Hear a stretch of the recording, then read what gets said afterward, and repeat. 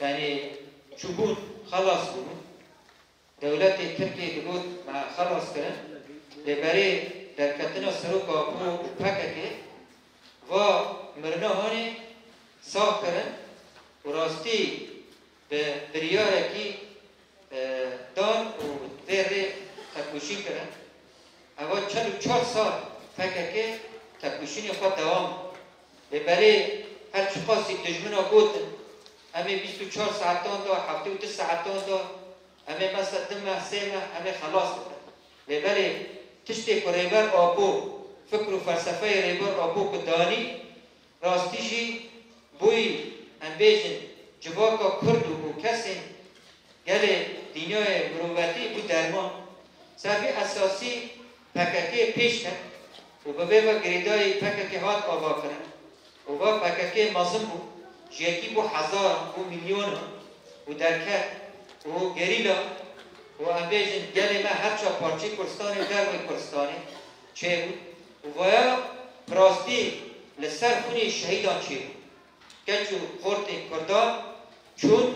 درکت تولی پککی بود و سبی اساسی تکوشین کرد لبرانبری داگرکری لبرانبری فاشیستان لبرانبری دشمنان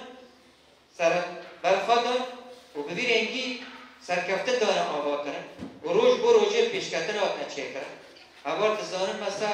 زندان دیار بکری دا یعنی وقتی اول مظلوم اول کمال اول خیری و ببیر انگی راستی برخوادانه که گلی که مازن و سال 80 و دیان دا چه کرن و برخوادان هانه سرغان وی دانت کرن برخوادان جیان سر به 15 طباق چه بود یعنی دولت تا ترکی دو کس بکنه من بری مدر کبید نه در دوری من نه جیرانی من نه تکس جبوه که یعنی پکه که به هیز خواهی هی لمن بری دولت تا ترکی 15 طباق دست بکن سر بی اساسی به سر برخوادان و زندان چه با کل رجلات سوری به فکر و فلسفه سروکتی بکن بنگه هر چه پارچه کرستانی و همو کلمه ای دربا همو کلمه ای دربا والا پاریس کل دربا هیویا وان اوا کو کرستانه که آزاد چه ببه رجلات نابینی دموکراتیک چه ببه و او جوان وی داره پیشا ببن یادی تر ام بنگوازی بناسبت دامزرندنا پارتی دادکن ام دویجن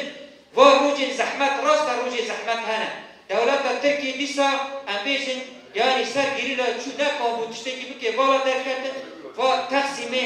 معامراتی چه کرن شتاش بوی ایریشی دستکفتی کردا بکن افجی جبال قوان را پیگ نهاد دولت ترکی و اردوغانی فاشیست مهکلی دولت باخچلی فاشیست اف کسی با فاشیست نکوه نکامن بسر بکامن سال 2023 جوی دیگ بچین آکو بیشی